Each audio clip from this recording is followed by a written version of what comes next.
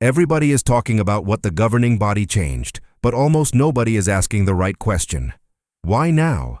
Why this specific week in March 2026? The Watchtower has held the blood doctrine for over 70 years. Tens of thousands of Jehovah's Witnesses have died upholding it. Children were celebrated on magazine covers for refusing transfusions. And then, with a brief video update, Garrett Lush calmly reclassified a piece of that doctrine as a matter of personal conscience, as though the previous position had simply been a misunderstanding. Prayer and study, they said. Spiritual refinement. New light. But former members across Reddit, across Avoid JW, across forums in half a dozen languages, are pointing to something far more concrete than divine illumination.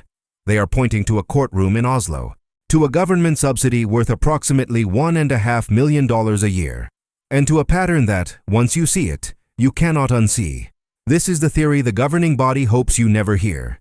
We are going to lay out the facts, connect the timeline, and you can decide for yourself whether this was revelation or damage control.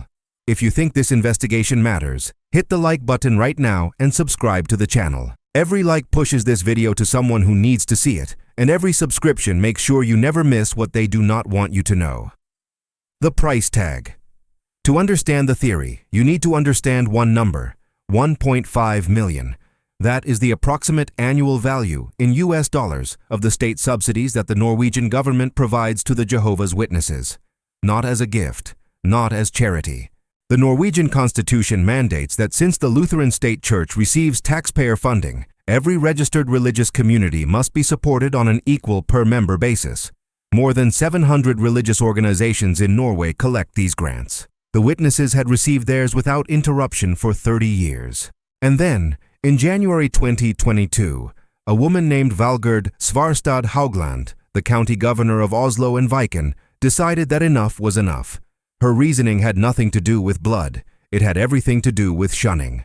She argued that the organization's practice of cutting off former members socially, including baptized minors, amounted to coercion that denied people their fundamental right to leave a religion freely.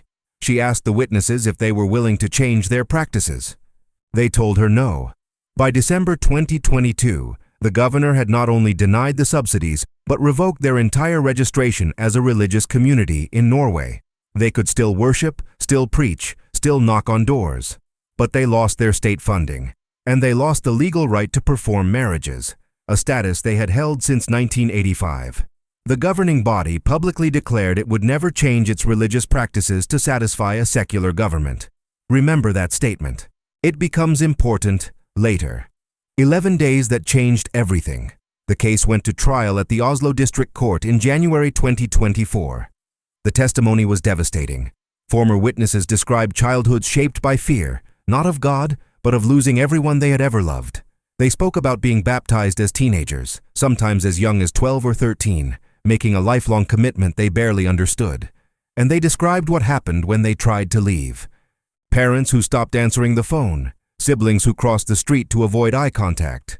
Entire social networks erased overnight, not because of crime, not because of cruelty, but because they changed their minds about a set of religious beliefs. Rolf Feruli, a professor emeritus of Semitic languages at the University of Oslo, who had served as a Jehovah's Witness elder for 57 years before being disfellowshipped for criticizing the governing body, gave testimony that struck at the core of the organization's defense. He told the court that the Elder's Handbook contained 48 grounds for disfellowshipping, and only 11 of those were directly supported by the Bible. The remaining 37 were created by the governing body itself. When the organization's lawyers argued that shunning was a matter of individual conscience, Feruli did not hesitate. He called it an outright lie. If a witness chose not to shun a disfellowshipped person, he explained, that witness would themselves face discipline. Conscience had nothing to do with it. Compliance was the system, and fear was the engine. On March 4, 2024, the court ruled against the Watchtower on every point. Registration revoked, subsidies denied. The judgment called the shunning policy a serious violation of members' rights and freedoms. Now count the days with me. March 4th, the court rules against them. March 15th, 11 days later, Mark Sanderson of the governing body releases a video update. Suddenly, disfellowshipped individuals can be greeted briefly at kingdom halls. The language around shunning softens. The framing shifts toward love and personal conscience. The same governing body that told Norway it would never bend had just bent. Not fully, not officially, but enough for anyone paying attention to notice. The ex-witness community did not miss it. Within hours, forums were dissecting every word. The consensus was devastating in its simplicity.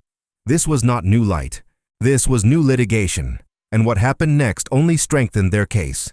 By October 2024, 2 official Watchtower videos depicting a mother shunning her disfellowshipped daughter were quietly removed from the organization's website. These videos had been used in congregation study sessions for years.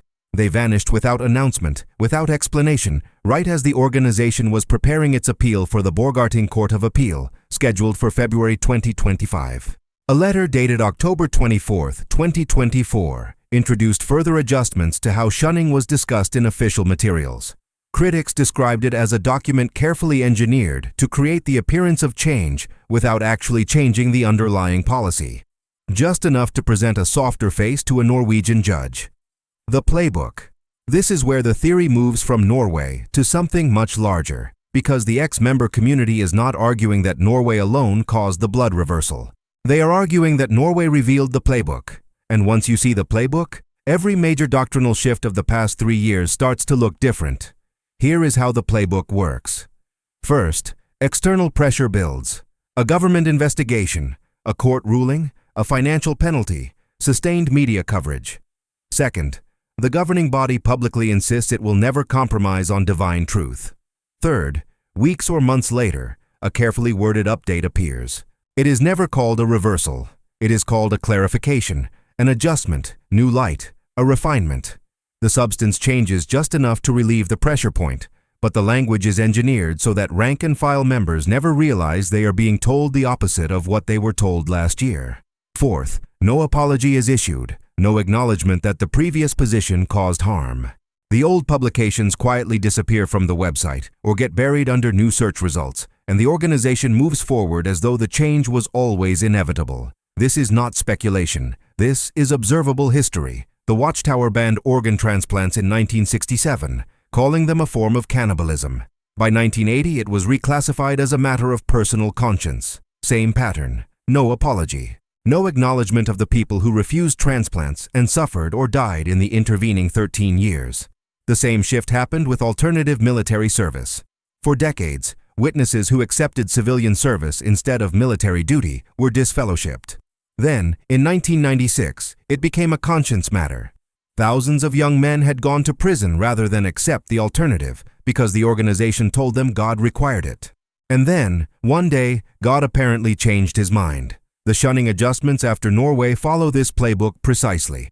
And the ex-member community argues that the blood change of March 2026 is simply the latest chapter. The enforcement machine. To fully grasp what changed on March 20, 2026, you need to understand that the blood doctrine was never just a belief. It was an infrastructure.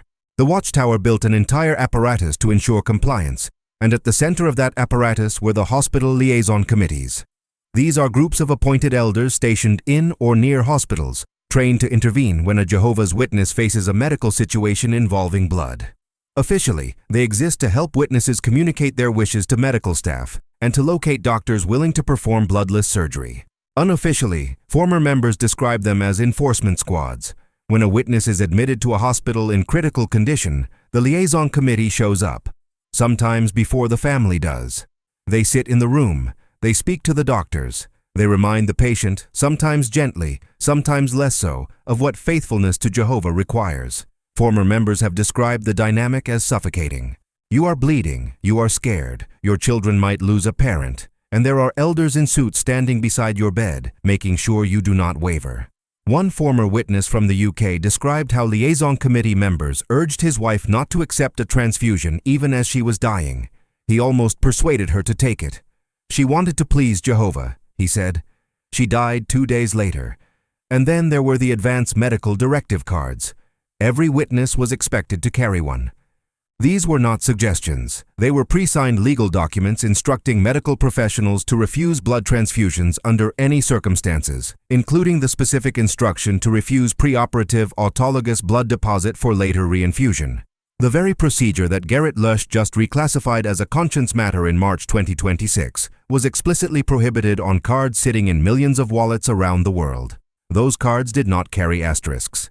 They did not say, unless the governing body changes its mind. They said, under any circumstances, and hospitals honored them because they had legal weight. Doctors who might have saved a life stood down because a card in a dying patient's pocket told them to. That is the machinery that supported the old doctrine. And when you understand the machinery, you understand why the change is not just theological. It is an admission that the machine was pointed in the wrong direction for decades, and nobody in Warwick is willing to say so out loud. Connecting blood to Oslo. Now, the most important question. If Norway was about shunning, what does it have to do with blood? The answer, according to the theory circulating in these forums, is not that Norway directly challenged the blood doctrine. It is that Norway demonstrated something the governing body had never faced before at this scale. It demonstrated that a Western democratic government was willing to financially punish the organization for policies that cause measurable harm to its members. And that precedent, once established, does not stay in one country. Consider the broader legal landscape. In December 2025, an Edinburgh court ruled that doctors could administer a blood transfusion to a 14-year-old Jehovah's Witness girl if her life was at risk, directly overriding her religious objections. The judge stated plainly that the child's best interests took priority while giving appropriate weight to her views. That ruling sent a signal that European courts were increasingly willing to intervene in cases where religious policy endangered minors. In Australia, the Victorian Parliament had already investigated the organization's child protection failures, and government scrutiny of high-control religious groups was intensifying. Across Northern Europe, Sweden was following Norway's lead in tying public funding to respect for individual autonomy.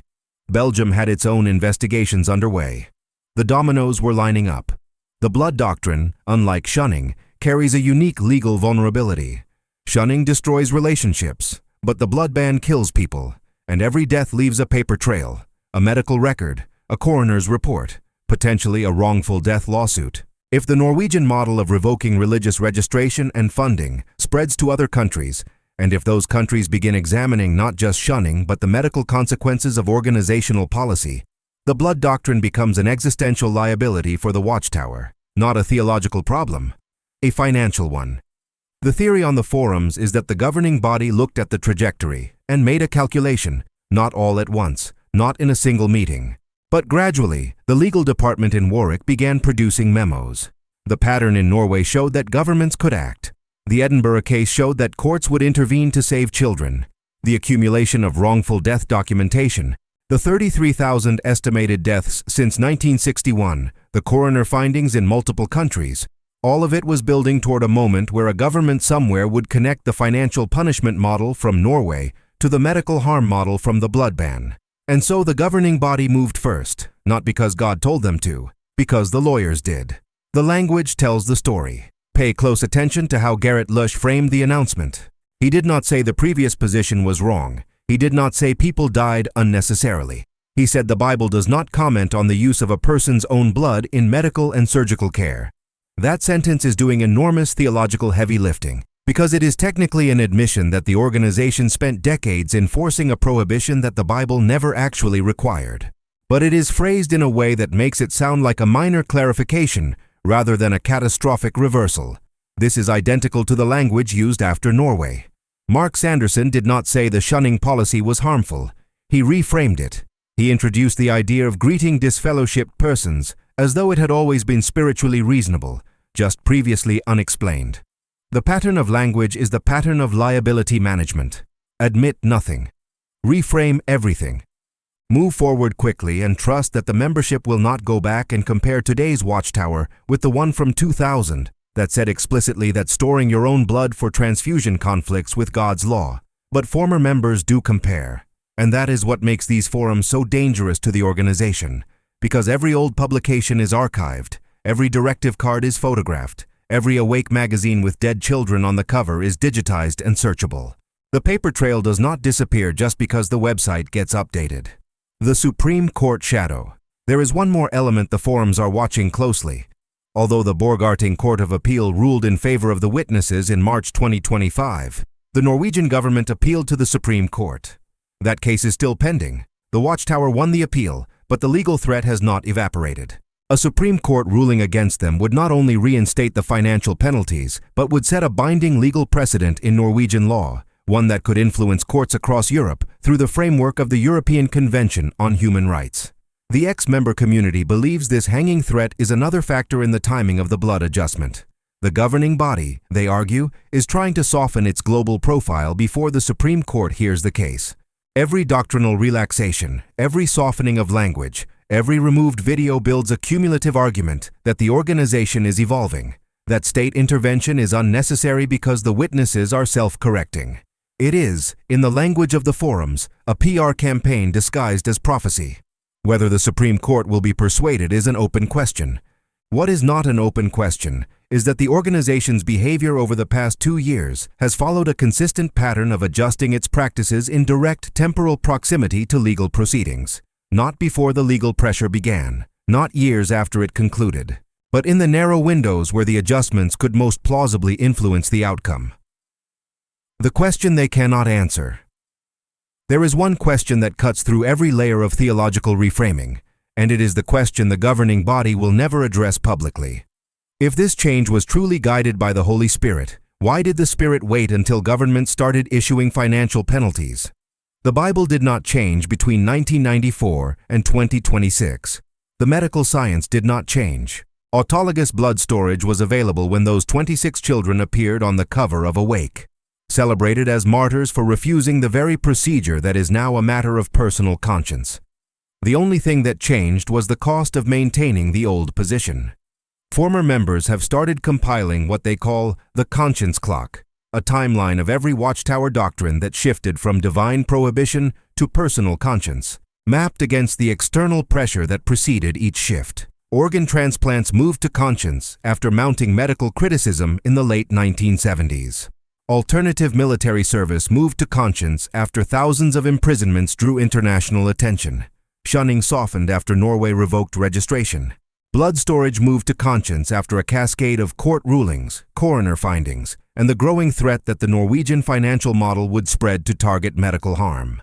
The clock does not prove causation, but it ticks in a rhythm that is remarkably difficult to attribute to prayer. And for the families of those who died, the rhythm of that clock is something else entirely. It is the sound of an organization that could have changed this policy at any point in the last 7 decades and chose not to until the cost of keeping it became higher than the cost of admitting it was never necessary. We have laid out the facts: the Norway deregistration over shunning, the $1.5 million in annual subsidies, the 11-day gap between losing in court and softening the shunning policy, the quiet removal of videos before the appeal, the hospital liaison committees that enforced compliance at bedsides around the world, the advanced directive cards that turned a doctrinal position into a legally binding death sentence, the pattern of reversals timed to external pressure across decades of Watchtower history, and now the blood change of March 2026, arriving in a season of accumulating legal vulnerability across multiple countries.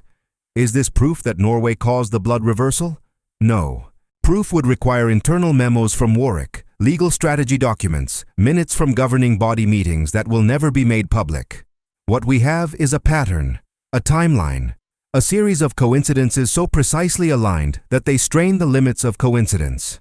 The governing body says this was spiritual refinement guided by prayer. Former members say it was corporate risk management guided by lawyers. The truth probably lives somewhere in the middle.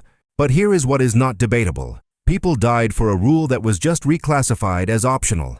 And no one in Warwick has said they are sorry. No update has acknowledged the names. No video has addressed the families. That silence is not an oversight. It is a strategy.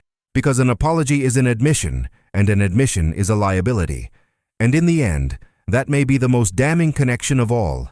Not that they changed the doctrine because of money, but that they are handling the aftermath of the change with the same instinct that drove the change itself. Protect the institution. Manage the exposure. And above all, never, under any circumstances, say the words "we were wrong."